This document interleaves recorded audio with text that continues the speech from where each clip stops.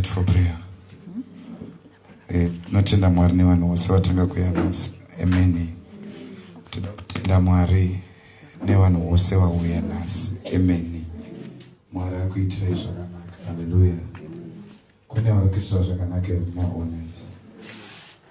If you are there, I want you to clap your hands. Hallelujah. Kuti usimudze uombere Mwari kwavo kakuombera kavaita ungosvozvo omberera Mwari kwete.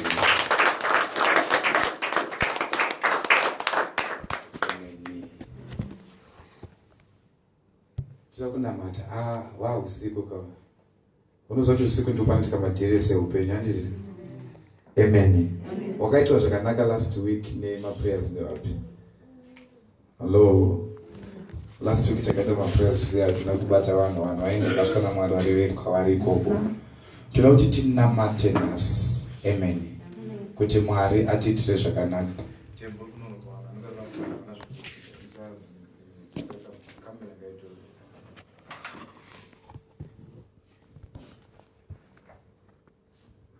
Saka tikoti tinamate zuva ranhasi. Hallelujah. Totenda Mwari twaenda kwamuriwa I think tabuda Marare na 2 o'clock tichinobata 3 o'clock kwamuriwa. Takawaine successful prayer meeting kwamuriwa. Hallelujah. Vanhu vakatoporeswa, vanhu vakatodeliverwa panhamo ipapo. Amen. Saka Mwari akanaka. Panhamo ipapo tinenge tichitodeliver vanhu vachitosunungurwa. Amen. Saka newe usunungurwa nhasi. Hallelujah. Ukaverenga bhuku ya 1 Samuel chapter 1. 1 Samuel chapter 1. 1 Samuel chapter 1. Toda kuverenga shoko raMwari tobva tanamata. Amen. 1 Samuel chapter 1. Let's go to that scripture. Kune nyaya yaPenina naHana. Mese munoiziva ndizvo? Penina naHana. Zvinonzi neshoko raMwari. There was a man aigara ku Ramath Zophim of Mount Ephraim, and his name was Elkanah, the son of Jeroham, the son of Elihu, the son of Tohu, the son of Zu, and Ephratite. And he had 2 wives. The name of the one was Hannah, and the name of the other was Penina. Penina had children. Hallelujah. Penina yavana Hannah angasina vanhu asi vanhu vese vakarorwa nemunhu 1. But mumwe vana mumwe haana mwana. Hallelujah. Then uya anga aine vana ainzi Penina aita basa rekutokonya Hana anga asina mwana. Amen. Aita basa rekumuseka nekumuudza zvokumusvotesa nekumupowa kusvika Hana atsamwa ndobva aenda kutemberi. But haisiro first time yakaenda kutemberi pa1 chapter 1. Shoko raMwari rinoti vaigara vachienda kutemberi gore roga. All night after night they were going to the temple like what you are doing. Hallelujah. Night they were coming, but someone was going with a miracle and they are only there with no miracle. Hallelujah. But that's not matter. I don't know who is your Penina. Your Penina can be your job. Your Penina can be your marriage. Your Penina can be your financial status. Whatever is causing pain, Penina is not only pain. Hallelujah. He was a source. She was a source of pain. Whatever is giving you pain in your life, that job becomes a source of their pain. Hallelujah. There's an enemy, there's an evil that comes after every good thing that you will receive from God. Hallelujah. Then the devil will come and attack you from where you are supposed to get your happiness, your joy. The devil comes to attack you, and that job becomes the source of your problem. It becomes the source of your pain. Hallelujah. I want you to pray today like what Hannah did. Hannah nonna mata kushikira mprofita aifana kumprofita ati unenge wakadakwa. Hallelujah. Don't anakudakwa. You have misunderstood me, anakudakwa. But I'm a woman of a sorrowful heart. Ndinezvinhu zvikunetsa moyo wangu zvandinoda kutaura nazvo naMwari nhasi. Hallelujah. Anoti kana Mwari wenyu akandita zvakanaka ndisati ndasvika iko kuona chinhu ichi. A lot of people don't understand the prophetic in a land, even though munhu aenda kune profita akufana kumprofita mwana muprofita ndovatadza kuona izvo ndivati mtu wakadhakwa, but haana kutendera offense to take from the place of your testimony. Amen. Hallelujah. Amen. This is the strategy of the devil. Instead of the prophet seeing what is bothering this one, the prophet says, for this one, and now even though matters are going on, but she was not offended. There are people who are easily offended, and when they are offended, it is a strategy of the devil to take them away from their place of their deliverance. Amen. When you are offended, you can no longer see the power. Amen. And the devil will use the same person who is supposed to deliver you to offend you. Amen. Hallelujah. Amen. But the other Arnold, we see the strategies and the devices of the devil. Arnold, I'm not going to allow offense to steal my miracle. I'm not going to allow. But you don't next bango.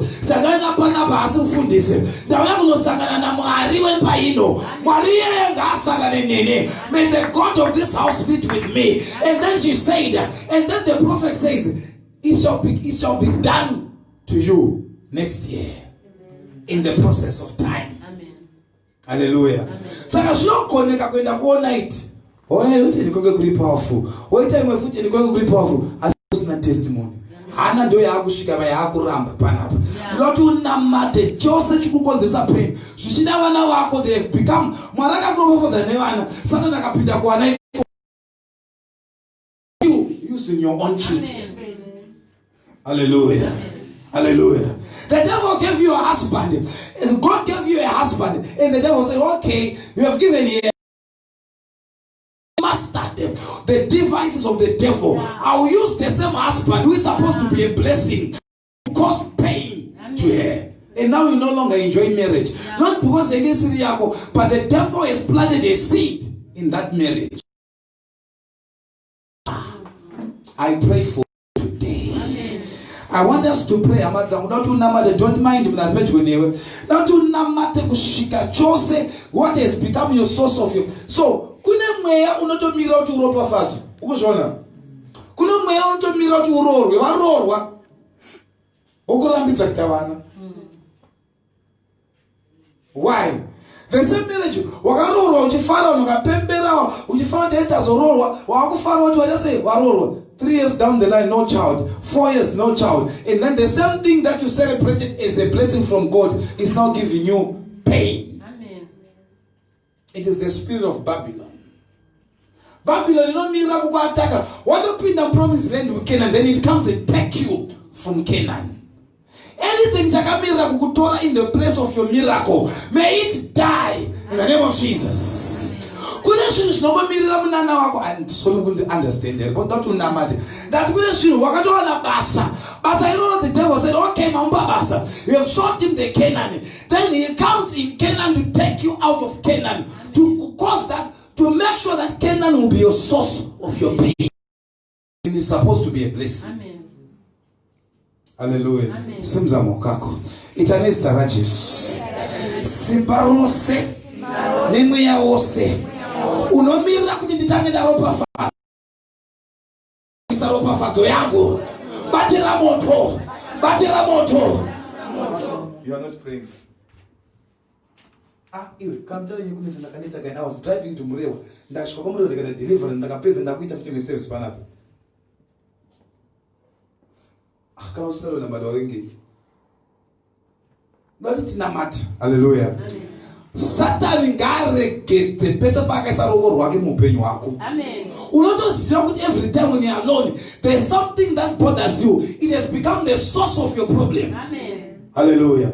Anything that has come the source of your problem, attack it in prayer. Amen. Prayer is the system of authorization. Yeah. It authorizes God to come on your behalf, to act on your behalf.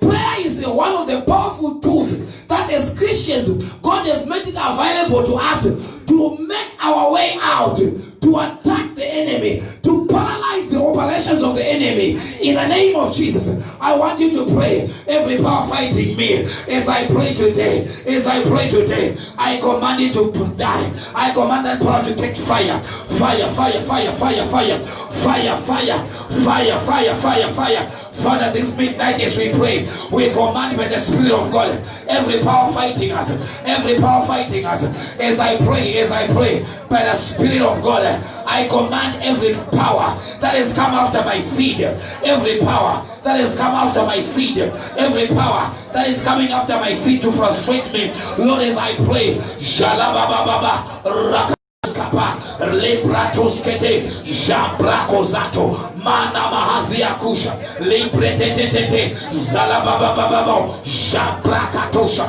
Iletete Yakusha, Mantalabababosato, Zalabababa, Zaladiakusakate, Jebebebe, Rakoskatalia Barato, Jembratoskalia Barato.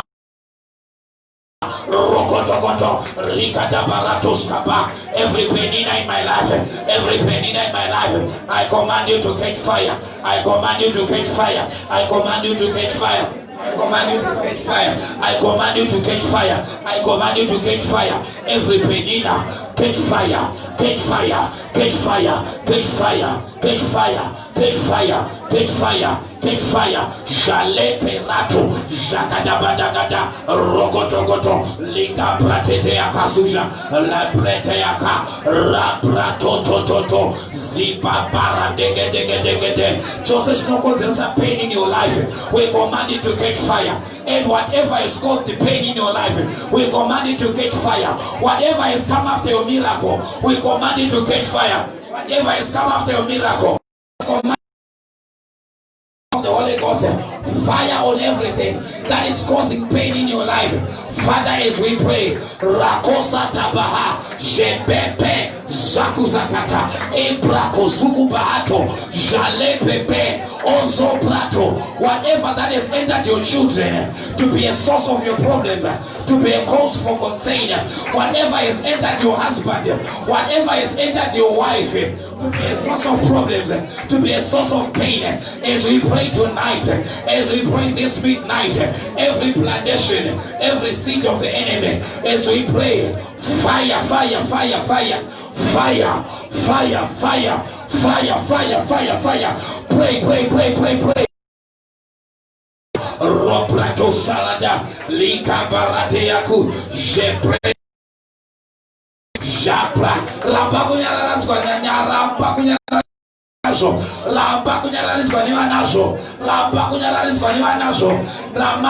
your portion.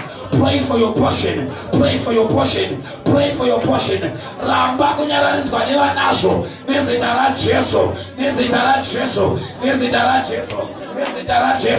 Declare by fire. Declare by fire. Whatever is causing pain in your life, I command it to catch fire. I command it to be destroyed. I command it to scatter, scatter, scatter, scatter, scatter, scatter, scatter, scatter by fire, scatter by fire, scatter by fire, scatter by fire, scatter by fire. Whatever is causing pain in your life, whatever is causing pain in your life, let it be destroyed. Let it be destroyed by fire, by fire, by fire, by fire, by fire. If it is your health, we command fire in that health. If it is your marriage, we command restoration. If it is your job, we command order. Whatever is causing pain in your life, whatever it is, as I pray right now, every penina, whatever represents penina in your life, whatever represents penina in your life, as we are praying, catch fire, catch fire, catch fire, catch fire, fire, fire, fire, fire on this midnight hour. As we pray, Jale Perako Zato, Imbarokata, Jebena Koza, Paradia Kushe, Ile de Kapa, Paradosko Baha, Jebepera Cosa, Idalato, Jebera Doskata, Mata, Jobrakatosa, Lebepera Koskata, E Parakato, Shalababa, Rokoto, Parate Akila Bahaso, Imanaria Kusha, Ibreteteaku, Jababa Parakatakato, Jebebeaka,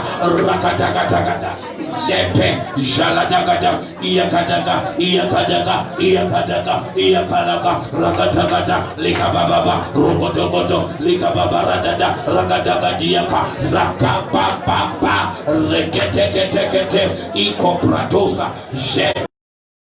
Rakatakatakataka, Zataladia kumahando. Membratosa. Iko baradena anto bahaso. This midnight hour as we pray, let everything that is causing pain in your life, let it pain, let it catch fire. Fire, fire, fire. Fire, fire, fire, fire. Fire, fire, fire. Fire, fire. Fire, fire. Fire, fire. In the name of Jesus. In the name of Jesus. In the name of Jesus. Arrested by the power of the Holy Ghost. In the name of Jesus. In the name of Jesus. In the name of Jesus. In the name of Jesus. In the name of Jesus. In the name of Jesus. In the name of Jesus. Kato barato, jepepe akusa, rakata kata kata, repepepepe. Jale paradosa, ipa paradosa.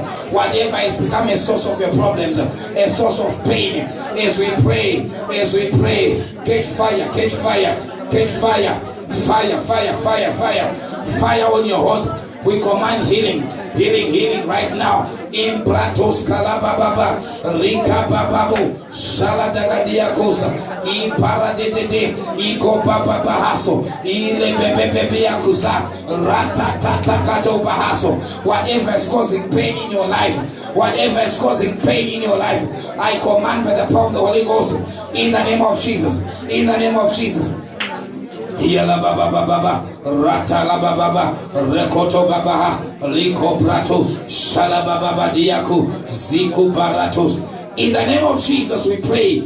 Amen. Hallelujah. Every time when you put your seat like you are sitting for something, or sometimes you raise an altar for something. Attack that altar. Hallelujah. So if you put your seed and you go and sleep and you do not cut your seed, you give the enemy an opportunity to steal even your miracle. Even if marato risamila yako yacho, kune mkana utisatana nubasa kubamnana wako. Hallelujah. Tulatu namate shamaruti pese pa ucha namata zwara nasi.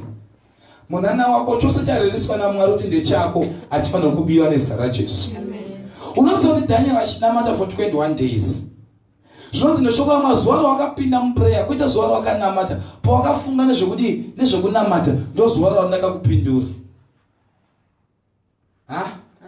But akaenderera mberi for 21 days asina kuwana minduro yake, but haana kubuda muprayer.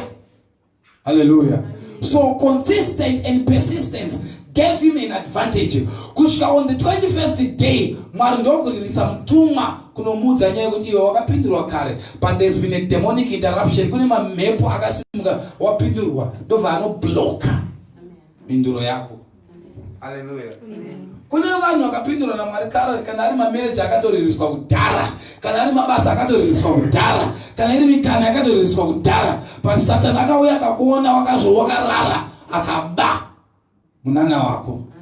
Saka ipapo chiri bizu kumbira wakatorwa kare na Satan. Anything the devil is stolen from you, I want you to have to be violent in the spirit and command him to release. But ngandikudze chinechi, iye haasi prepared kusiya muchato wako Satan. Hello? Haasi prepared kusiya mari yako Satan. Hallelujah. Unless you become violent and say whatever belongs to me, I demand it. Amen.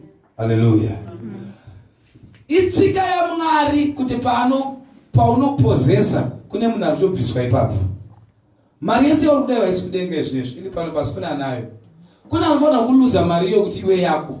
Kuna anofanira kubuda basa kuti uwane basa iwewe. Hallelujah.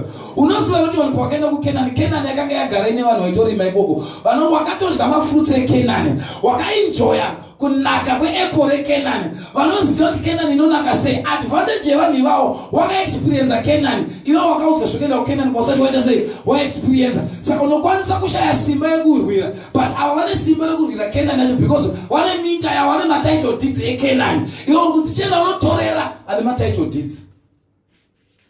Hello? Saka ukaneta ivo unokwanisa kusiyana nazvo. Rega ndisiyane nazvo. Ava vagara, they are not ready to release because they have enjoyed the land. It is only going to take those that with red eyes that are going to say, I don't care for how long we've been dead. I am coming with a word, with the prophetic word. Where we are sitting, I'm supposed to sit there. I dethrone you and I take that position. Amen. Hallelujah. Zozika zvandotaura. Dauti unamate chose chakagara panzvimbo yawaifana kugara. Kuna nakuramba wakamira ukushaya pekugara so because waifana kugara pakagara. Yeah. Hallelujah. Uchiri kudzeka kune munhu ari kutsvaka basa nhasi basa rake akaripiwa kare. Wakaita sei? Whoever has taken your job, even if you are online, if you want a job, you are saying I want a job. Business. But they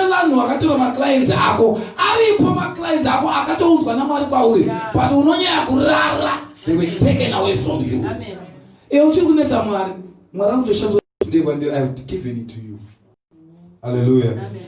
Ndakapawa phone wakanambirwa, he cannot come to me and say amuna kundipa phone. Where does he go? You go after the thief. Amen. He comes to steal, kill and destroy. Amen. Hallelujah. Ndozika zvamutas. Murume wakapiwa akanaka chaizvo but ndokuda kuti wakanyanya kurara, something entered into your husband. Now he has become the source of your problem. Mukadzi wakapiwa akanaka chaizvo but unonyanya kurara, the devil used the listen to this. Satan I was talking about this even kwamureva. Satan auye kunorwisa chishandisa munhu ari kure newe. Those that are close to you. Amen. Because unozoti ndakarwiswa nemi ndokwanisa kuzvinoti handi Satan. But if this one comes, if my wife begins to fight me, then it will take grace for me to know that this is the devil. Otherwise I will leave the devil and fight her. And that is what the devil wants. Amen. And when you do that, you are fighting the wrong enemy and you will not win. Hallelujah. So most of us are fighting our wrong battles. We are fighting the people that we are not supposed to fight because we do not have spiritual intelligence to know that this one is not the problem. The problem is what is behind the scene. Amen. Hallelujah. So Satan anotoziva kuti amai munonyanya kurara. Anozoshoora manoti kuna vakadzi vairi vakarara. Wose vakarara. Pari paviri wako nakararisa kaurarira mwana wake akafa. Kuna mwakararira munana wake vakafa. Madzangu munana waupiwa unokwanisa kutoutorerwa. Hallelujah. Wakapiwa munane unokwanisa ita sei kutorerwa. It is possible kuti mwana mukwanisa kuropafadza nhasi mangwana oita rombo. Why? Because the devil does not give up. Hallelujah. Don't you namata. Unokata kuti ndita kuti uta teaching much. But inyaya kunamata. But kuna vanhu vachikunoda une understanding. Handiti? Wimbai basa unokwanisa kutoripiwa unziri rako iri. Urarisa Satan uya uritora. Osara usinotanga kutochema futi. Hausati wambonerwa vanhu vanoti nhasi wasimuka mangwana adonha pasi. Nhasi apora mangwana akurwara futi. Hallelujah. Amen. Simudza bwaka. If you are online, I want you to join us. Say in the name of Jesus. In the name of Jesus. Mwari shunudzai meso angu. Munana wangu wose wandakagamuchira. Ndakaubirwa. Kwese kwauri ikoko. Tinokurayira nezita raJesu. Come back to me. Come back to me. I want you to pray that prayer. Shale parakoskata. Salato, Shepe Paratos, Imananaha, Rebreka Zuza Hazija Hate, Mana Kemano Ferreto, Shepepe, Kuza Laze, Mana Kuzato, Shalababa, Kose Bagaida Mnana Wango, Kose Bagaida Mnana Wango, Kose Bagaida Mnana Wango, Kose Bagaida Mnana Wango, Kose Bagaida Mnana Wango, Nesitara Jesu, Nesitara Jesu, Nesitara Jesu, Nesitara Jesu, Nesitara Jesu, Nesitara Jesu, Nesitara Jesu, Nesitara Jesu, Nesitara Jesu, Nesitara Jesu, Nesitara Jesu, Nesitara Jesu, Nesitara Jesu, Nesitara Jesu, Nesitara Jesu, Nesitara Jesu, Nesitara Jesu, Bati Wazwara Nase, Bati Wazwara Nase, Akaba Munana Wagonga Tose, Akaba Munana Wagonga Tose, Akaba Munana Akaba Munana Wagonga Tose, Nesitara Jesu, Nesitara Jesu, Nesitara Jesu, Tose Wajakabirwa, Maria Gabiwa Ngaitoke, Murume akabiwa ngatoke, mukadzi akabiwa ngatoke, vana vakabiwa naSatani ngavatoke, nezita raJesu, nezita raJesu, by fire, by fire, by fire, by fire, by by fire, by fire, by fire, by fire, by fire. I will not sleep. I will not sleep over my miracle. I will not sleep over my miracle. Shaleke mahanto me prete ko sakata iba sofeni akuleko shalababababa rotototokoba. I fight for my miracle. I fight for my miracle. I fight for my miracle. I fight for my miracle. I fight for my miracle by fire, by fire, by fire, by fire. Radete kovato, jemano karatos kata, ibrato toto, jepepe akusha. Nesitara Jesu, nesitara Jesu, nesitara Jesu. Namata iwewe, wakabiro wakarara. Kotira, wakabiro wakakotira. Namata nezitara Jesu, namata nezitara Jesu. Kamchira minana wako, tola munana wako, tola breakthrough yako. Yako, nesitara Jesu, nesitara Jesu, nesitara Jesu, nesitara Jesu, nesitara Jesu. Jale makova, rakadadadadadada, rakababarosato, jepepepe, rikadabarato, jepe frakosa. Namatira upenyo wako, chemera upenyo wako, bonana wako wakaupiwa kale, satana kamubira, tinowoparata kamubira, nesitara Jesu. Nesitara Jesu, jamana kadosha, le paradagada, ipapa parato, yakada baba, la baba, yakadosha la baso, ikabaradosa, ikababa, ikababa. Nesitara Jesu, nesitara Jesu, nesitara Jesu, nesitara Jesu, nesitara Jesu.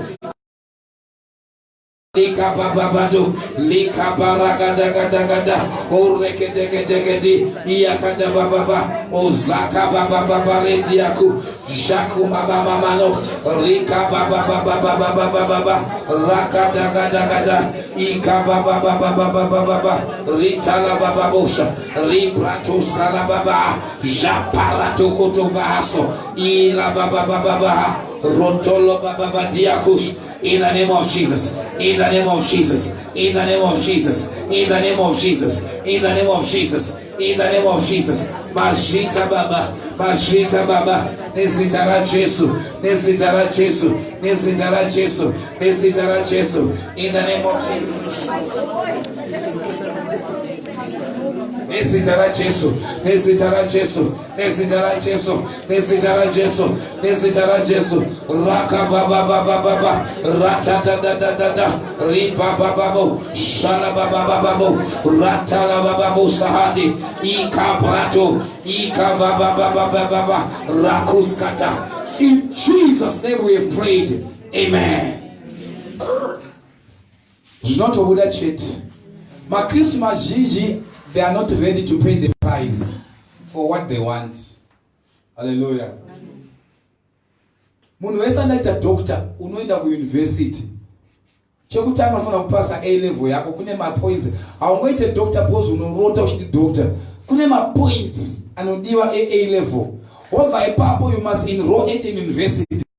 Korano demand kuti u start uwerenge upass uzonzi wachi wa doctor. You must be ready to pay the price for the miracle that you want. Hallelujah. The problem is all of you but not a price when you think of money. Money is nothing. Just give you an example. I'm going to read the scripture, then we're going to pray again. I'm going to give you an example.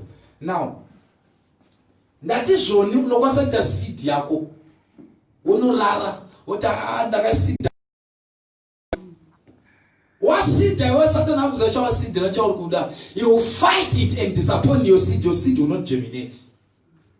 Hallelujah. Abraham akazira order. Makondo akatanga kuuya achida kutora nyama yepa order. Hallelujah. But angakaita say akaramba akamira achidzika magora. Hallelujah. Kushika Mwari apia.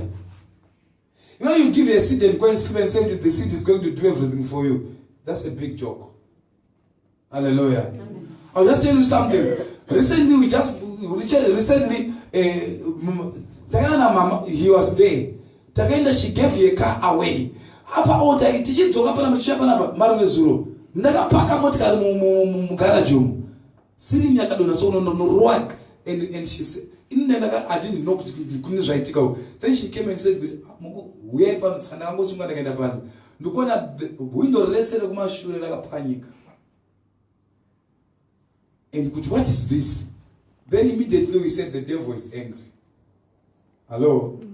The fact that you have given, it does not automatically mean that everything is going to come. The devil will even fight you. But when that happened with my wife, we said something has been registered in the spirit. So we have to stand up and pray. Hallelujah. Pray for what? Guard your seed so that that seed will germinate. You don't give a seed and go to sleep and say, they don't care about what is happening. I'll call even but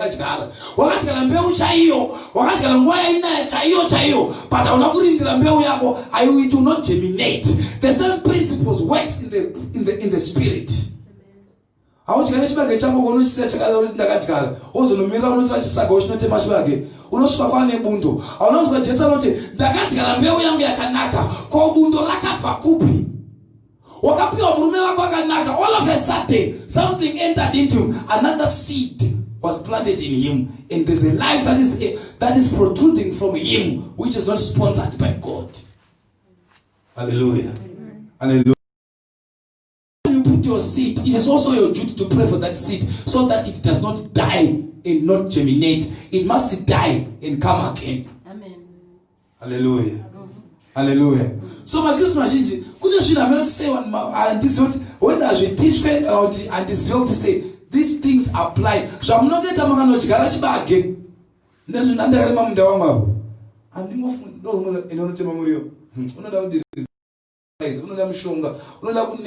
we've make a short. This is the same thing in the spirit. But a lot of people want the pastor to do everything for them. You're a big joker. You're not going anywhere. Hallelujah. But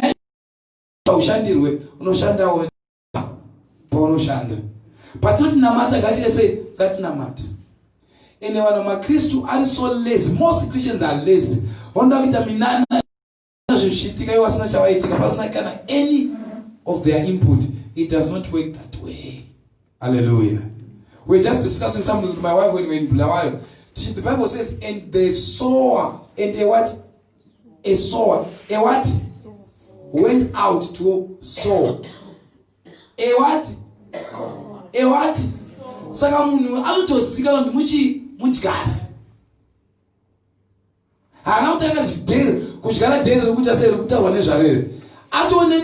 Is a sower. She's a what? A sower. Hallelujah. Went out to sow some seeds. If you don't do anything about your seed can die for good. Amen. Kuna wana wakapa seeds panapo. Kuna wana wakaita ma-waters. Dautu simuke. Simuka yewe diwe. Gani kuna matri. Mwari nga kupe isimba. Nesta rajesu. Wakambona shukula manda de musoja. What does a soldier have in business with the civilian affairs? To him soldier, ufana go kuhondo. Tuma civilians. Ashubule. Hallelujah. Somebody is to fight. Uno that to me long message in us. Mwe munu, weso muna waya great where I wanna be great by chance. Usazo mufunga kudalo. They were never great by chance. Some of them fraternize themselves. Some of them, they do business with the devil. They were told to go naked, they went naked. They were told to sacrifice their own children, they sacrificed them. You know, one out there, they are living large. You think it just came. Nothing just comes like that. In this life, greatness is not by chance or by luck. You work it out yourself. Hallelujah. Kula mwana akaona cha wakati akula kanzuka ine mombe akandinoenda nayo akandorara makashama akarara kashama akandichara chikudira imvura usiku wese uchipinga modirai is long but my results. Hello. Na ndiudze iwe kuti chichi noita kuti munhu anocheke mwana wake musoro kuti ga chichi aruda kuita. You can you do it? And I whether money akarombo na say but it's not was ready to pay what? The price. Iwe tukumboti price yekutanga chip yacho yakachipa yacho.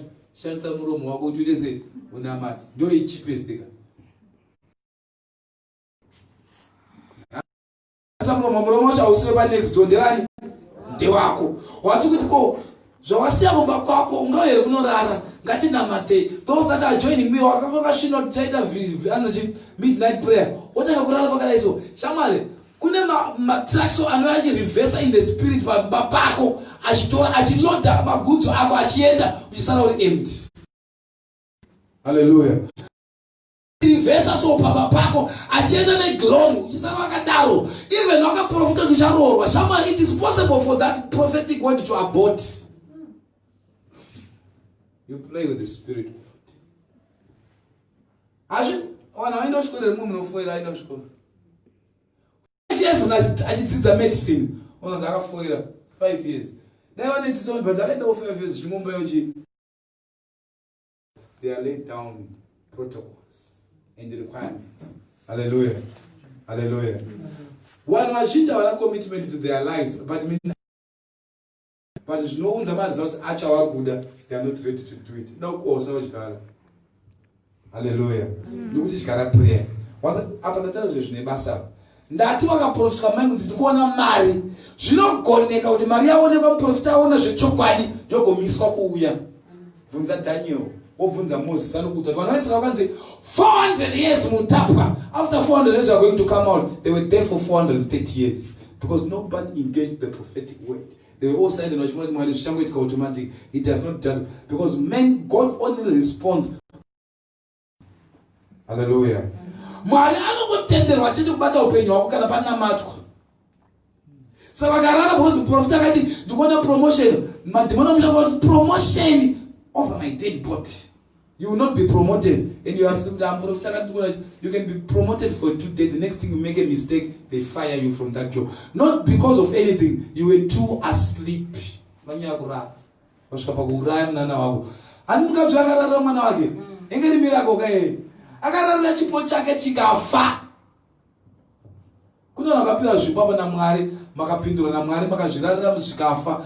Have you not heard of the Shunammite man? Akapromise when Elijah, next day in the process of time, we shall have a son. Akaona mwana asamana yakazida se, akafa.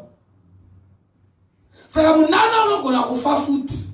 Waupiwa. It depends on how you handle it. Hallelujah. Some of us are too casual with our lives. It is Jesus.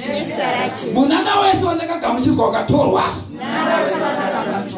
Nezitara Jesu. Don't claim a back. Any opportunity for me to excel that I have missed, may it appear again in the name of Jesus.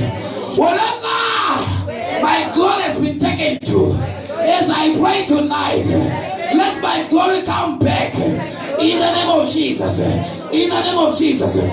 Bundorosa lakatikara muupenyu wangu. Ngaribatire moto. Ndakamboveza wakanodyara chibage chako ndowanzoshandisa zvinhu zvipractical noti uzvibate. Wakadyara chibage chako imbai chibage chabuda. Pane zvimwe zvinetsika yekubuda munobuda chibage. Zvinonzi sora, zvinonzi bundo. Hamusati maona kumusha kuti tinoti wakararira. Munezwa shoneyo. Kuti wakaenda sei? Zvonota vana unosakura. Saka chakaonekwa chakanyanya kuzokura mundemo machisi chibage, makanyanya kukura sora. Saka patenda kumunda achaona chibage chakuona makutenda kunge makadyarwa sora, imo makadyarwa chibage. Upenyu hwako hwati wakadyarwa urwere. But utano uripo. But wavharwa nezvadyarwa naSatani. Ita chose chakadyarwa naSatani upenyu hwangu. Chisina kudyarwa naMwari. Chakadyarwa naSatani. Chisina kudyarwa naMwari. As I pray, catch fire, catch fire, catch fire, catch fire, catch fire. Unafo wakafane kupi, niwe kukundikana, wakafane kupi, niwe kurambwa, wakafane kupi, niwe kusema, wakafane kupi, batira moto, fire ya ya ya. Fire, yeah, yeah. Fire, fire, fire, fire. Fire.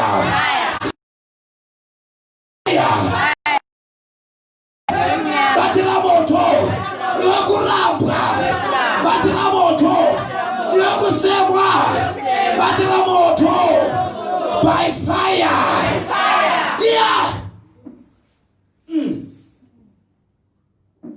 Kule mpeu dzenzike ungobuda. Malaku pa marriage. Chikala kusema na urume wacho wanafuna kutala nyaya marriage kwa uli. Hallelujah. Amen. Kule mpeu yakatikala na Satan umwe mungu. Ndaya ndula uchi. You are an idea of God. Tell yourself I'm an idea of God. I'm an idea of God. Zatiri ishe. Awusizo zatiri mundakarota mari. Satan aona uti pale mkati mkuu hapa. Pale business leader hapa. Pale prophetess hapa. Chakaita kaya uno chikana ufambi. Muna prophetess. Auna kuzizo. Enda kumbaka rakapu. Tusani unzire mfambi. Uyani mkati. Hallelujah. Saka Satan achiziva kuti rekapi. Aizowe amai wa Jesu in the lineage ya Jesu Kristu. Chicha akataka kuita. Asata akataka kuchikara ufambi mwana huyo. Hallelujah. Mbeu isina kuchikara na Satan. Isina kuchikara na mwari kaibude. Nesitara Jesu. Nesitara Jesu. Ziva. Wakawa ene master zako, wakawa ene glory yako. Sasa ndo kuona cha wakatakura. Plant another seed. Amen. Ine seed yakachikana na Satan unfortunately ndio yakanya kusimuka kukundikana kusemwa kulambwa kuita minyama chesi chalo bana chinopara. But God has destined you for greatness. Amen. Nukunzika zvanu kutava. Amen. Ayakatapasosh. Ita chose. Chakachikana munopara. Satan, I flash you out. I flash you out. I flash you out. I flash you out. I flash you out. By the blood of Jesus. The blood of Jesus. Satan, I want that destiny. I want to fight some cancer. BP, sugar, hypertension, all these sicknesses. The agenda of those sicknesses is to attack you. Sabatula nyanze mpeu mwafunga mwafuka shibaki. Urwele impeu. Because Jesus will not let thy kingdom come. In the kingdom of God, hakuna ono rwara. Hallelujah. Hakuna warompo, hakuna ono shaya. Hakuna kuyonanga exinote. They all in common. Wesa pe pasna murombo, pasna pego pasna ita say, I shaya. Hallelujah. Zuzika shanduta wale. Do you know the reason why you don't pray for yourself?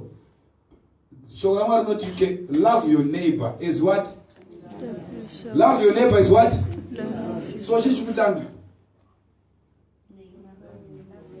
Oh, is what? So the same measure you love yourself, use the same measure to love your what? Your neighbor. So the reason why you cannot pray for yourself, how then can you love your neighbor if you do not love yourself? How then do you pray for yourself earnestly if you don't love yourself? Chinosaka ushinamatira uchemera uyurwere poverty ukukusemwa ndaneta out of my life. It's because you have not loved yourself enough. No kamchira sezva uya. No anokamuzona chiti takatiri kunamoko nasune mwatanzi kufa mwari ndiakatendera mwana ana kutendera kufana mwari. Hallelujah. Amen. There are people who die prematurely. Why are you first say? Hallelujah.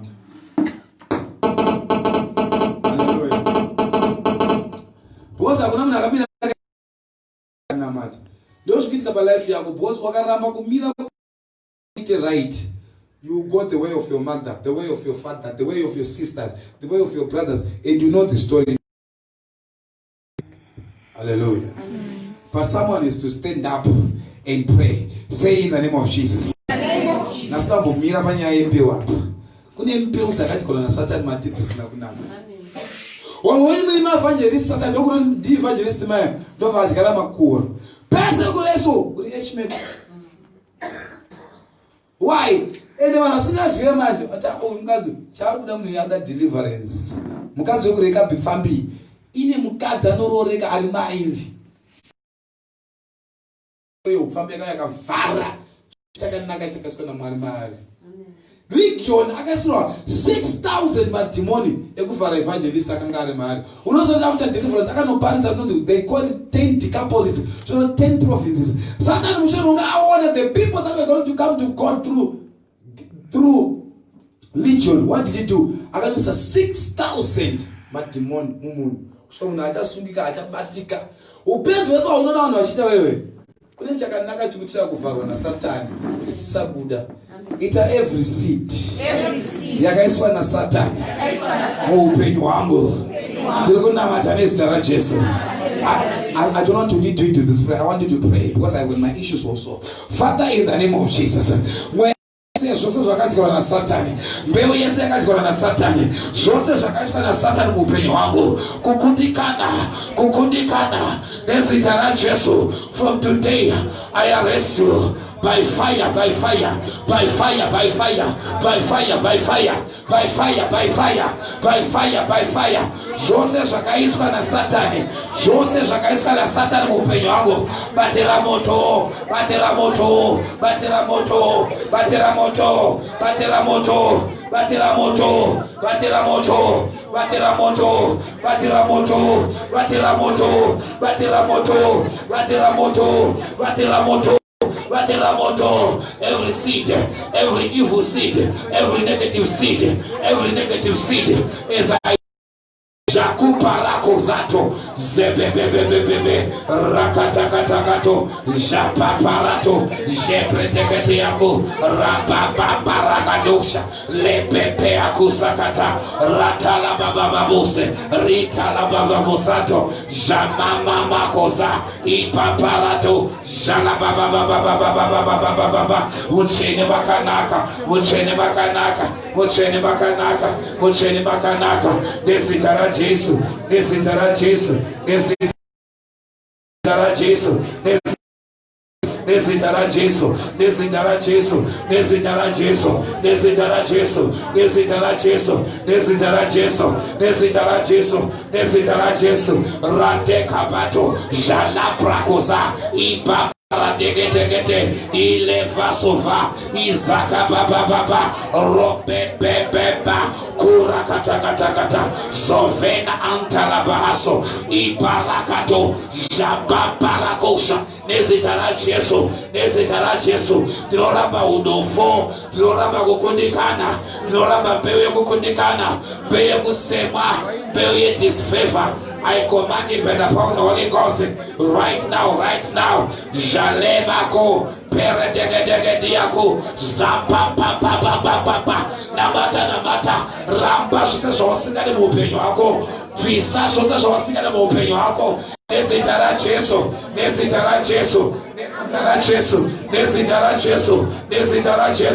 by fire by fire by fire by fire by fire by fire by fire by fire by fire. Oh, mbeu yose yakadyarwa naSatani, batira moto, batira moto, batira moto, batira moto, batira moto, batira moto, batira moto. Nezita raJesu, nezita raJesu, nezita raJesu, nezita raJesu. Batira moto, batira moto, batira moto, batira moto. Iwe mbeu yakadyarwa naSatani, iwe kukundikana zabarakosa idakoza apaparakato jala baba rokotokoto ligadagada zababrato jele bebe ritala katakatakato japarakadu zepepe perediakuza kata rabrato jepe uverenga ugusie kukundikana ngakugusie kusabata zvinobuda kutanga zvinhu zvisingapere kutanga zvinhu zvisingapere kutanga zvinhu zvisingapere kubata zvinhu zvisingapere nezita raJesu kuita mabusiness anobroka ngazvipere nezita raJesu kurambirwa zvino kana uriwo uri kuzvida nezita raJesu rakata lepepepe Iakadosa kimanto. Jelebebebebebebebe. Ratatatata. Rokobababadia. Kurakatakata. Iyalabababa. Iyalabababa. Iyalababa. Ila baba, ila baba, ila daga daga da, ila gegede, ila gagado, shala baba, ragada gada gadia kala baba, ipretetetetetete, ila gada baba do, shala baba. Devil, take your goods out of my life, take your blood. Your seeds out of my life, take your deposits out of my life,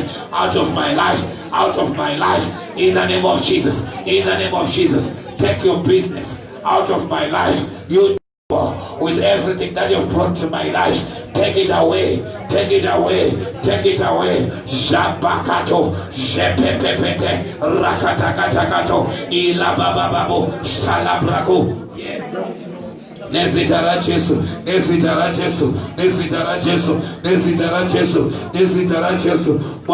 Mwariwe, Arakabadosa, Ilekebaha, Jabepepe, Iakadabada, Rokodagada, Likadagada, Likabaradagadadia Kuzagabaha, Zose Shakaza na Satani, Zose Shakaza na Satani mupenyo wako, Gashibude, wenda wakaita shukunchi kwa wakarara, Gashibude, wenda wakaita shukunchi kwa wakarara.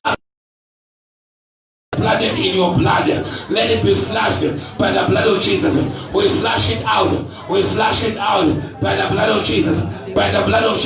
Flush it out. Flush that sickness, flush that failure, flush that limitation in the name of Jesus. Yala bababush, Ika bababaha, Rata tokobaha, Ile bebebe, Mariwe, Tarirai upenyo wangu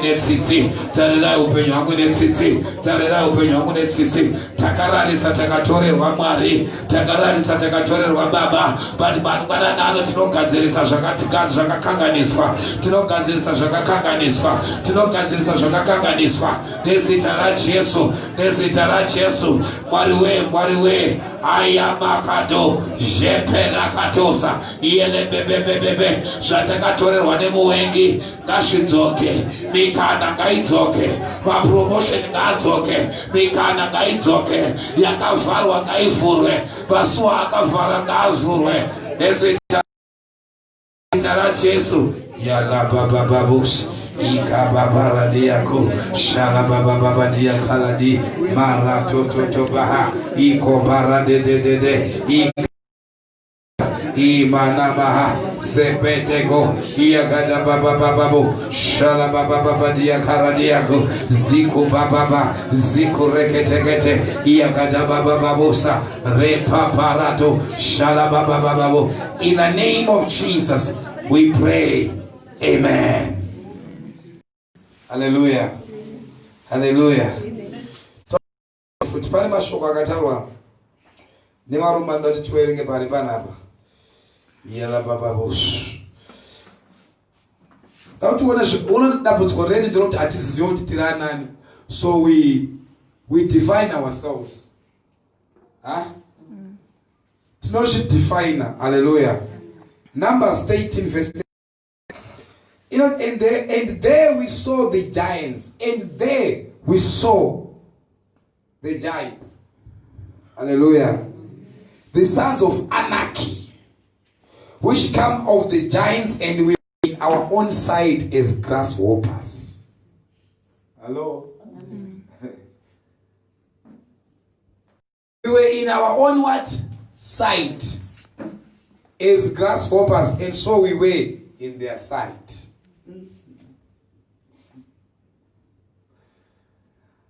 Hanzi nzvimbo yamatitumwa kunosora tawana kune varume variko kuma giants compared to us, but azvitarisa isusu pamberi pavarume vanga vari kumberi kwedu taona takaita sehwiza.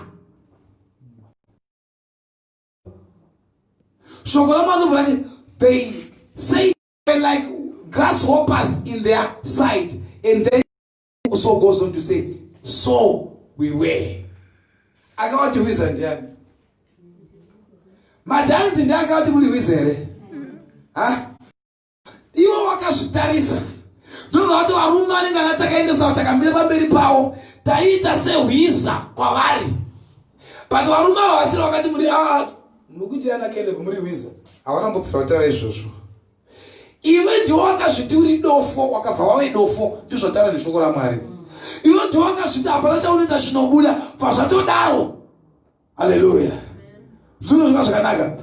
They said, the Bible says, they said, we were like grasshoppers in the sight of those giants. Shoko raMwari ripa giants. Chakataura. Giant repoverty. Zviri kuzikana kumushavani kune giant rekusarorwa. Giant remunyama. Pawakaona giant iwe ndo wakazviti ini ndine munyama. Iro arina mboti ende une munyama. Iwe ndo wakazviti ini ndine chi? Ndine munyama. Shoko raMwari ndobva wawaisa izvozvo. Hello? Inonzi personal witchcraft kuzviroya wega. But ndinofarira murume anonzi Caleb. Hallelujah. Anoti kunyange zvazvo wanga uri magiants taona, but we are going to go after the land.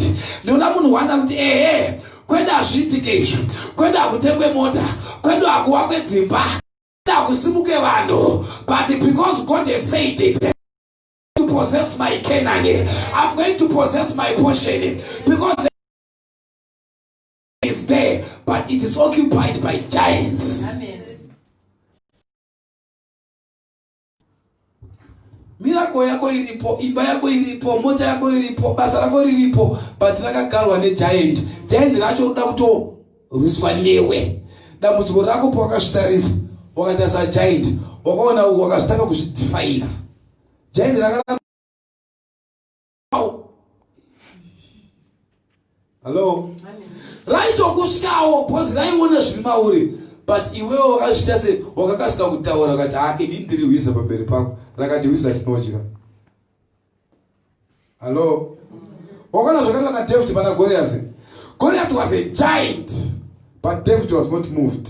Anoti iwe unoya neminondo, unoya nemabakatwa kwandiri, but I know what I come against. I come against you in the name of the Lord of hosts. So the battle is not mine. The battle is for the Lord. Amen. Hallelujah. Amen. I don't care what giant you are facing today. Your giant can be your sickness. Your giant can be your marriage. Your giant can be your job. Your giant can be that generational case. But you can confront it like Caleb. We are going to possess it. Amen. Hallelujah. How many are ready for possession?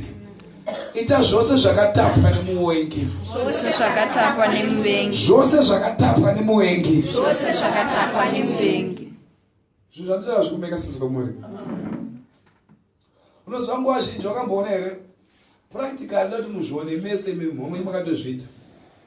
Including me at some time. Unosvika panzvimbo so wotarisa vanhu varipo. Zvitarisa. Hapana nombokutoenda kumashure. Unobva watanga unogara kupi? Kwete because watigara kumashure, but watarisa vanhu varipo ukazvitarisa vanoti ndikusvita apa. Wanhiwa wasiri wakuti haufite. Iwe ndiwo wasvudza kuti hauite sei? Ende zveshuwa ukatoona usingatofite, ukasatofitawo zveshuwa. Ndiwe wakazviudza wega kuti isusu kwenda kubatwe miliyoni. Hauna mbonziwa ubate miliyoni. Hapana akakuudza izvozvo. Wakatarisa mamiriro ezvinhu ekumusha kwako nemaitikira zviita muupenyu hwako, wakazvipa definition wega. That definition about yourself. Dambudziko redu tinoita ma-amen, but those things we don't see them in your life. Shamwa zviudze kuti uri project yaMwari, hauna kuyapana pakunofeila iwe. You are God's project. You are not here to fail. Hallelujah. Amen. Saka vanhu ndokuzviti takanga tiri hwiza mumaziso yamagiant. Magiant akati hwiza tinopwanya. Panoda munhu akati makamisa madzibaba angu. Zveshuwa muri magiant ende makaita mbiri. Muri River Bosch, muri River Kishon. Zvozi iwe River Kishon ndo pakafira munhu wese paRiver Kishon. But Miriam anochema nesimba. Anoti we moyo wangu irwa nesimba. Don't worry, some no feel one way, but not me. Amen. But not me. My mother failed on that one. Same thing, but not me. I want you to pray. Baba nezita. Tulokutenda mazita mangwana nano. Father, in the name of Jesus, in the name of Jesus, I'm not going to go the way of my fathers. I'm not going to fail the way of my fathers. In the name of Jesus, in the name of Jesus, in the name of Jesus, Lord, help me to define myself in view of God's word. Help me to define myself in view of God's word. Help me to define myself in view of God's word. Help me to define myself in view of God's word. Jamana manama raka barako shebebebebe ratalababo sekina hato librato sakada papa paparado salabababababa rika babababado shelebebebebe iala bababadus iko prato saladia kumamaanto miko vasahadina asuvahate la prato sokoma Ashkane muwengi, jose shakapamba, jose shakapashkane muwengi. Kuregezwa kwasho, gashiregetre, nezidaracheso,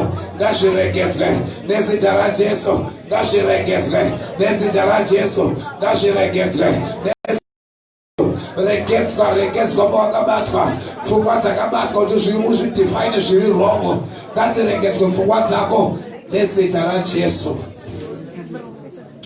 we pray in the name of Jesus. Raise your hands where you are. Father, in the name of Jesus, supernatural power. Those that are watching online, you can do the same. Raise your hands wherever you are. Let the power of God locate you and address every area of your life that needs to be addressed now. Father, I thank you for their lives. I thank you for what you are doing in their lives. Ndikukutenda inokuita minana nokusimudza nekushifta life yavo. Zvanga zvakatorwa nemuwengi ngazvidzoke. Zvanga zvakatorwa nemuwengi ngazvidzoke. Zvanga zvakatorwa nemuwengi ngazvidzoke. Zvakapambuka ngazvidzoke. Zviri maoko iwo nesimba ngazvidzoke. Every strong man and woman behind the scene arrested. Michato ngairegedzwe. Mari ngadziregedzwe. Mabusiness ngaregedzwe. Utano ngauregedzwe. Nezita raJesu. As I pray right now, angels of God right now, touch your people by the power of the Holy Ghost, those that are online, those that are here. As I pray right now, the angel of God is touching you right now. Touch them right now. Fire.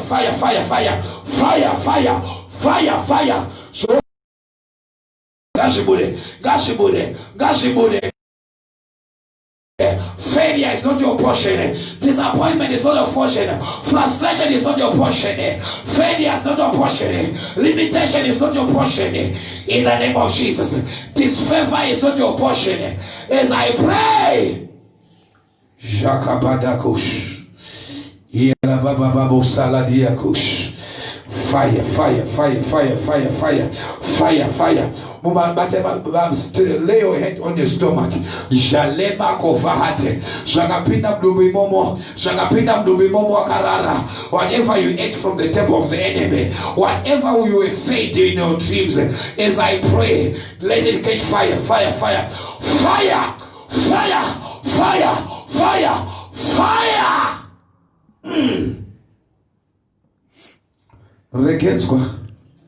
Regedzwa. Tambo dzakasunga upenyu hwako ngadzidambuke. Tambo dzeuranda ngadzidambuke. Tambo idzo ngadzidambuke.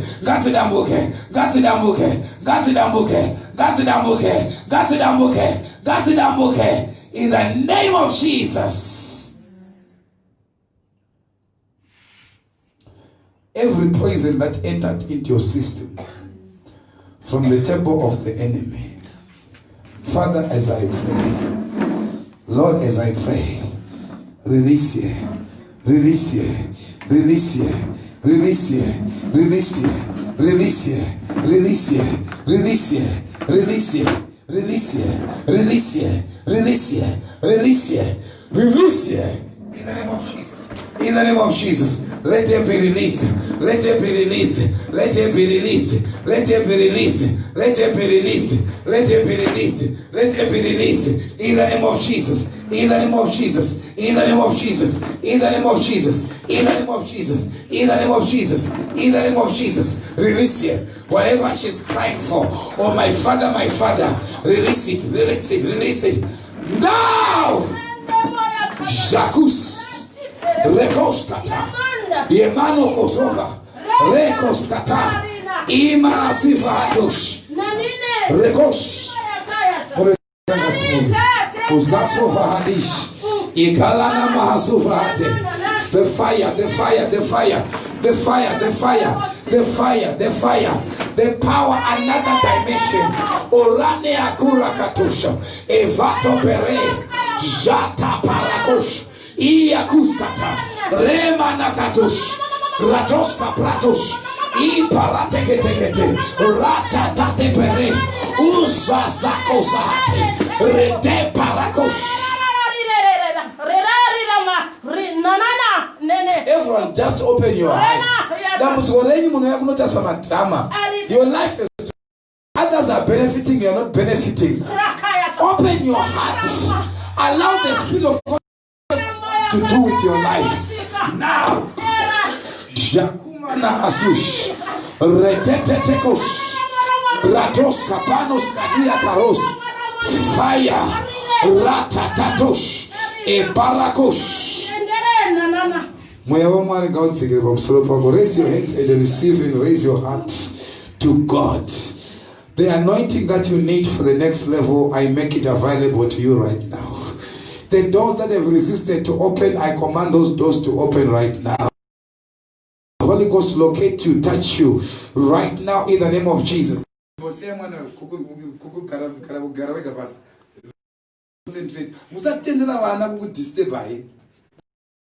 Children are coming from God. They should never disturb. Church, Jaku Paratosh. Imanaka Barakato Salina Azish. Epepes. Imanako Sahatesh. Letete Kaprakosh. The Spirit. Anoint your people now. Touch them with another dimension of power. Another dimension of power. Right now, right now, right now, right now, right now. Let your life be released from the powers of the devil. Let your life be released from the powers of the devil. Whoever has swallowed your life, I command them to vomit it. I command the enemy to vomit your life. I command your life to be released right now in the name of Jesus. Right now in the name of Jesus. I command your life. I command your life. I command your life to be released. Released, released, released, released, released, released, released right now in the name of Jesus. Be released. Be released. Whoever akabata mnana wako, akagara mnana wako, akabata mnana wako, anachokuita na kuomelwa kwako, anachokuita na kurambwa kwako, anachokuita na kusafaba kwa shida zako, gaba telemoto, regetra, regetra, regetra, regetra, regetra, regetra, regetra, regetra, by fire, by fire, by fire, by fire, by fire, by fire, by fire, by fire, regetra, regetra. Regetra, restara Jesu. Chakabata upenyo wako kachirekete. Kamnie Chakabata upenyo wako kachirekete. Chakabata upenyo wako kachirekete. Ratos kapa, salake papa, shala papa dia kaladia, mantala baba bo shakata, riba. Jepepete yaku, jeprakuskata, moto banjiboino, regetra, munana wako is settled by fire, by fire, by fire, by fire, by fire, ratatako, jepretete, rakuskapa, shatatalatia, retepeakos, regetra, jalepa, uzalato, Matalakatosha, Atalapratusha tekete, Ruzofete akush. Yes! Lakush. Limanakatush. Gare gets fire. Gare gets my marriage. Gare gets Gerindio. Gare gets Gerindio. Gare gets Gerindio. Rato Bako Zakoda. Jabara Takato Jato. Merika do Barato. Ila Dada Lotata. Rabrako Zakush. Jepepe. Iakatosh. In the name of Jesus. Hallelujah.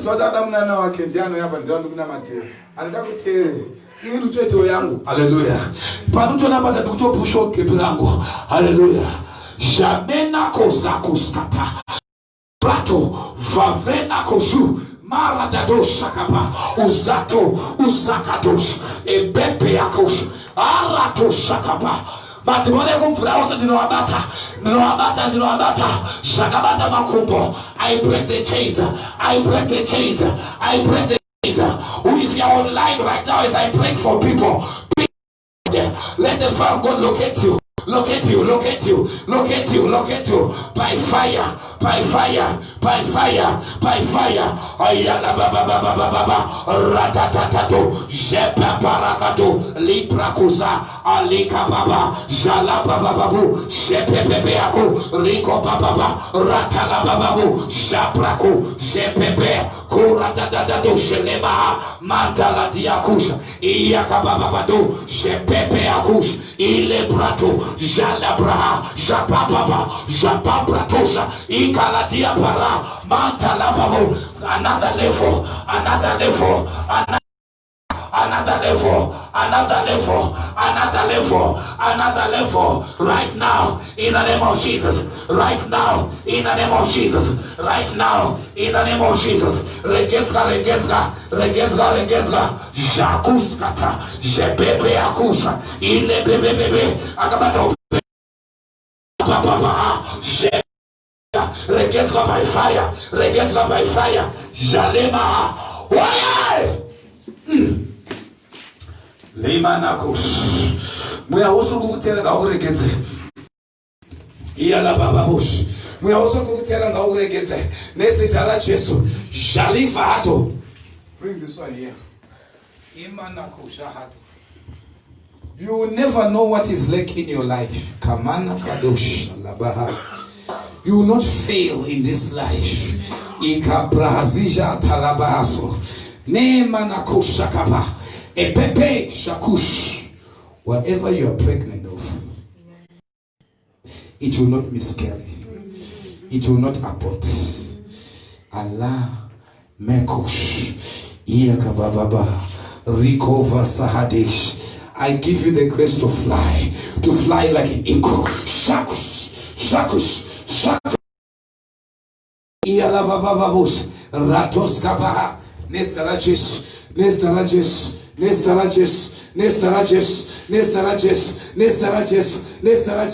Whatever the devil has done, I undo it now, here and now.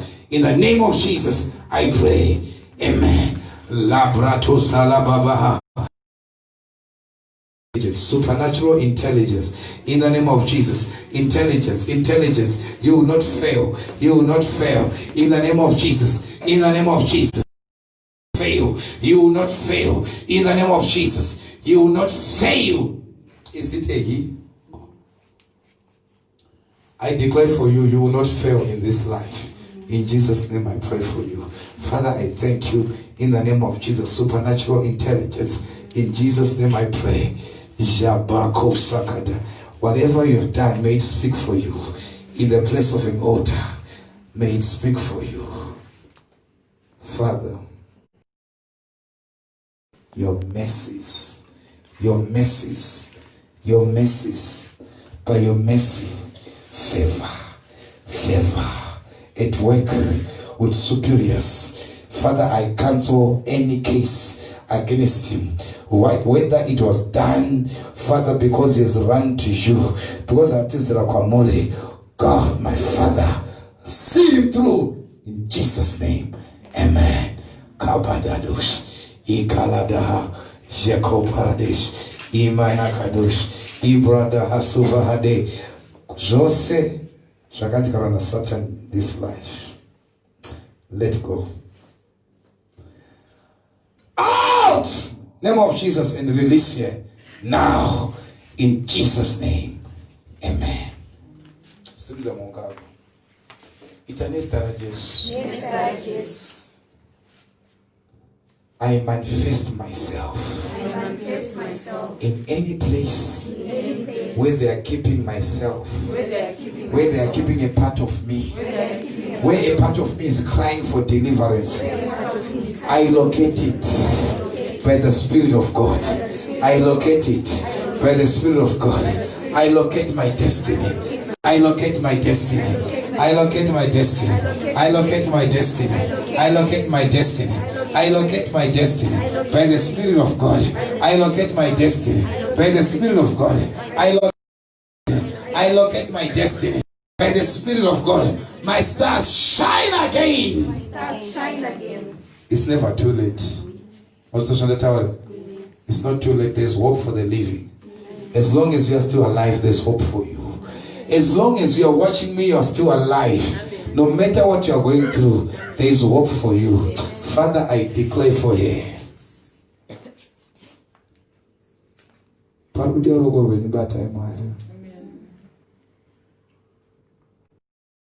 When end every affliction. Thank you for this life. I break the powers of darkness. Either whoever is claiming my life, you will not have my life. In the name of Jesus. Whoever is claiming my life, whoever has marked me for a day to die, that day will never appear. In the name of Jesus. That day will never appear. I will not die. I will not die. But I will live to declare the goodness of the Lord in the land of the living. Do you believe this? Clap hands for Jesus.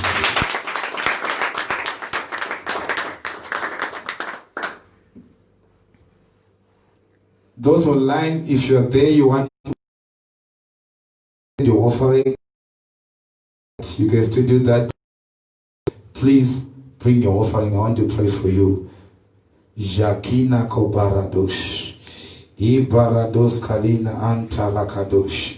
Imana kovahadish. Lekova sahadi parados kaba paradia kush.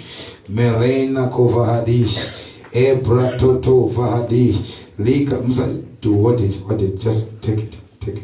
Can you take it? Whoever is you are putting your seed, you are putting an offering. Hands. I want you to hold it in your hands. I want to pray for you. Jako paradena akusali aza parakova taladi pepe de akush. First of all, we have a church, whether it's online or you are here. We don't appear before God empty-handed. Father, in the name of Jesus, now. There are those that have said it already. Some have brought already. I pray, as I pray this prayer for others, I pray for you. Now, may you never lack. May whatever you are holding in your hands be I give it a voice to speak for you. That offering, I give it a voice. May it speak for you. May it speak for you in the name of Jesus. In any place where you demand a voice, may that money speak for you. May your seed speak for you. May your tithe speak for you. May your offering speak for you. May your altar speak for you. In Jesus' name, amen. You can come and put it. Father, I thank you. I bless them. Be blessed. I bless you. I bless you. I bless all of you. You are blessed. You are blessed. In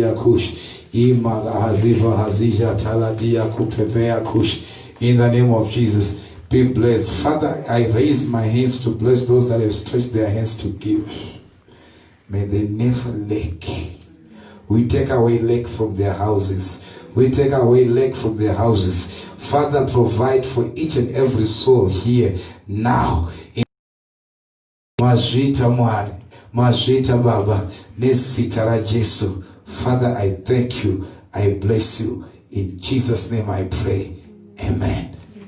For Jesus.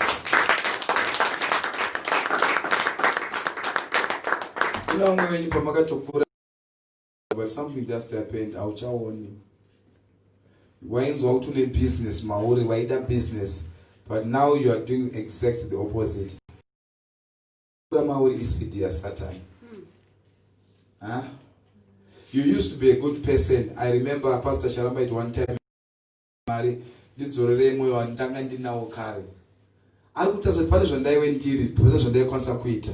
But that thing I'm no longer seeing it again. The devil planted another seed. Chaka overlapper. I want you to say, I am great. I am great. I am great. I am great. Don't just say these things, believe them and act towards it. Amen. Hallelujah. Amen. Walk the length and the width of that declaration. You are great. Never look at yourself and define yourself as a grasshopper. Amen. The Bible says they said we were like grasshoppers, and it says and so they were. Huh? So it means if they said we are giants, what? Giants. If they said we are great, they were going to be what? Great. Because they said they were, they became. So what you see yourself. Amen. Hallelujah. Amen. If you see yourself as a businesswoman and you begin to do, great. Before I do a business, you first calculate. Imagine, how do I do? Okay, so I shall in the business. I want to come to, I want to profit. You start to do the business, Raju. Hello. Can I not the business? You start to calculate. Shukrama not akuna muna nwaka personal calculator cost. If you do that, you are a fool. It's not me who said it. It's the word of God that says so. To whoever will build a house without calculating the cost is what? The fool. Because I just see him begging for window level. In my room is now paid. Why? Because asatawa can make a calculation. Hallelujah. So see yourself at the end and begin to run towards that end. If you are a grasshopper in the sight of the giants that you are facing, that giant will part you. In it as I know that near way. Amen. Sakakurot ndio chapa permission. The level ya uchapa permission Satan mupenyo wako ndio ya uchaona manifest. If you resist him, the Bible says resist him, and you what? You flee. Hallelujah. Resist him and you what? You flee. If you open up a space for him, he comes in. And can I tell you something? To take him away, kanambo pita. Amen. Ita dore seranda kavura. Ndisingaziwe ndichiziva tinorayira dhoiro rokuvhurwa kwaro, tinorayira kuvharwa, sorry, ndinorayira kuvharwa kwedhoo iroro. Dhoo serandakavhura ndisingaziwe. Any door that I opened consciously or unconsciously that has given the devil legal right to attack me, I shut that door. In Jesus' name. In Jesus' name. Just one day I noticed that the prince of this world is coming after me, but he does not have anything. Shouldn't the mambo nyika ino ari say ari kuuya but andina chake. But mamwe akauya anongashona makuwa. Mamwe akangashona upombwe. Mamwe akangashona kunyepa. Umwe akangashona utsinye. Oti ane changu saka ndine right yekumataka. Muda kumuropafadza, no, you cannot bless it because ane changu chiri mari. Unozora kuti Labani paakatera Jacob angasina problem nekuenda kwa Jacob kumba kwamadzibaba ake. Aiti kwa kana uchida kuenda enda sviko unotakurire chimwari changu. Hello. Saka dhimoni rese rikukutera haringouya rine chinhu chiri mauri chiri kuri attracta. Amen. Pandopo waifana kutotanga apa itori zviudze kuteera zvinezvo arimo kuteera bhozi rakakuchiwa rine charo charakaona chiri mauri. Kune something chiri mari chinoti donzo kuti come ane uchine zvinhu zvake. You have not died to certain things. Amen. Hallelujah. Amen. Hallelujah. Amen. You need to die kumakuwa. You need to die to sin. You need to die to bad things. Hallelujah. Amen. Because they give the devil. Amen. So Satan paari kuuya ari kuti mukundidzika ine apostle pane uyu but ndiye wangu uyu toswera tese. Ndosaka china vanhu vasinga washenda madeliverance ministries nasapinda muchechi abuda nasapinda aushaka akunoitwa magic hakuna zvakadaro ezvino mune chinhu chaSatan maari dziwa chaita kuti sadhimoni ribve panapa riri kusvika amen mundidzika ndakwera bozi mune simba but I'll follow her kumba kwake bozi kumba kwake ane space she creates. Hello hello ubesere saka vanhu vazhinji dambudziko remavongo vari kunamatira ndokunokushandira zvauri kuda kungochinja maitiro ako mafambiro ako namatiro ako akamachinja tinotisati natanga kutoona kuti mwana akupisa achagara hapasisina space chinosaka awe mauri mune space yake chiri mandiri I remove it. Ndikupa maprayer points kuti vhene kumba kwako unokwanisa kushandisa kunamata. Kune zvinhu shoko raMwari rinoti so I hear the voices. Ndiri kunzwa mawi. Ha? Anze ndaunouraya everything. Ovati Mwari ndaita sei? Ndauraya. Mwari anoti but ndiri kunzwa manzwi embuzi. Ndiri kunzwa manzwi echiwi ari kuita kuti ndisafare newe. Uri kuti wauraya but ndavana kusiya wanda kusiya shamwari yangu chiri ndo pandakabva naye. He says go kill everything. Hello. Amen. Go and kill everything. Amen. Rega ndichikuudza nhasi kune hunhu nati madhimoni anga asingozviendera kwanga achienda akakutarisa akati pane space yedapo otombomira kuenda kuti kwanga achienda because pane space yawo yawacreata iwewe. Hallelujah. Ramba kucreate a space for the devil in your life from today in the name of Jesus. Saka zvino deliverance kuti ane munhu aise kudona pasi kune zvatarwa na sanga utiri ati tomboda chi word Jesu anototi the word that I have spoken to you has made you whole. When I the word that I have spoken to you has made you whole.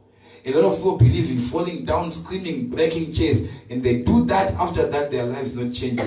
Why? Because when it's Satan, we the shit over your life. That one the one good. Samarada ugropa father. Chokorama novrati. In old wine skin. You can't do that. If you do that, the old one will best. Sanga. Hallelujah. Amen. Ndokunzika zvandikutaura. Amen. Ndikuti tobatsira mumwe munhu deliverance yawo suda isunya aisiyo. Ndo ukunoti vanhu vese vateso vanhu vazhinji vanoda magic. Ndosa maKristu ari disadvantage. They want magic. There's a process to it. Kune zvinhu zvofanira kutanaura. Pour oh Lord and know me. Anything in me that does not please you, take it away. Tendera Mwari aite operation neupenyu hwako unozviziva iyo usati nyapere parapa ngori muchenungo wakanaka unozviziva. You are your own prophet. There are things that you are struggling with. Go before God with honesty, with earnest. God, this is me. You know me. If you don't deal with this thing, it is bothering me. It can kill me. Please help me. Amen. When you do that, you give room for God to help you. But most of us don't know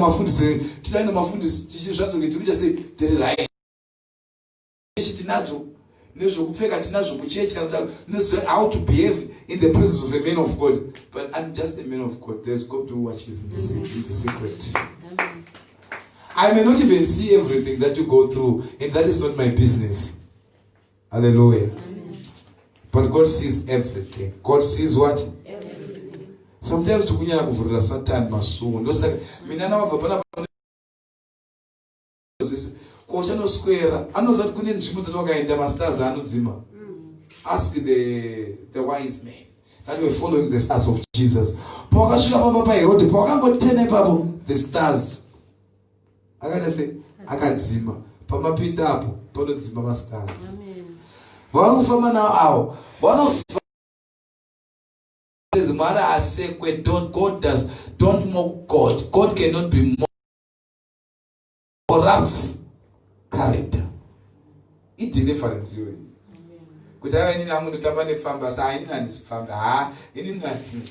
My dear sister, my dear brother, save yourself. Huh? Tau.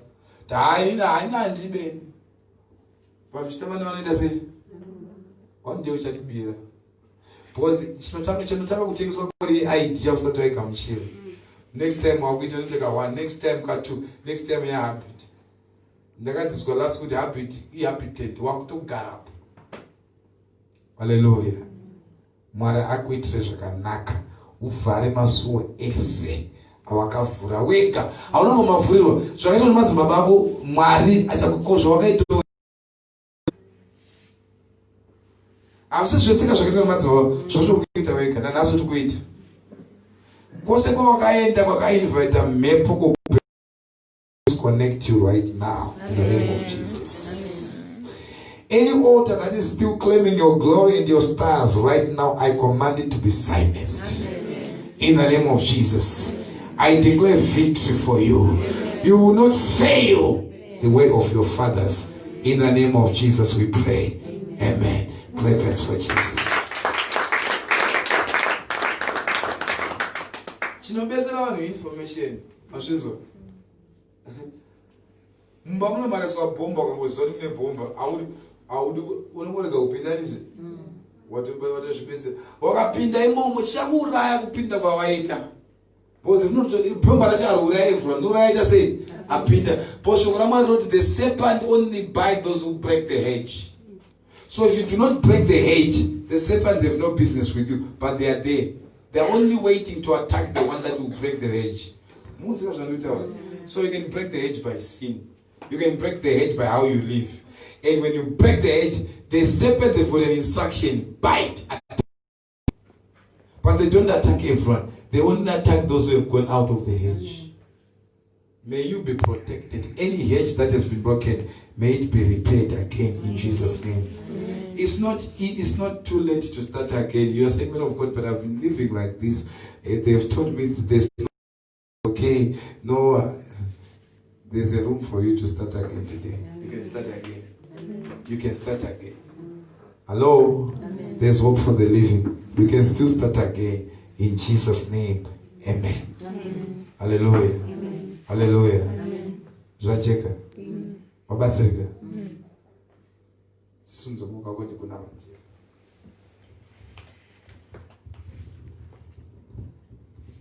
Life yandikutaura haigoneke nesimba rako. Kufara madhoko kakugoneke nesimba rako. Unotodanyisa Mwari nemweya waMwari. Mwari ngaakupe mweya waunoda kuti ukunde zvese zvauri kuita right now. Mwari ngaakupe msimba nenyasha. The grace that you need to come out of everything that has become a snare in your life. Desire in the burden to change. May God give you that hunger that will never be satisfied by anything, but God give you the desire to seek for Him, to search for Him. In the name of God, protect you. May God fight for you. May God fight all your from that I will contend with those that contend with you. In the name of Jesus, we pray. Amen. God bless you. Can you come and do 2-3 prayer points? One,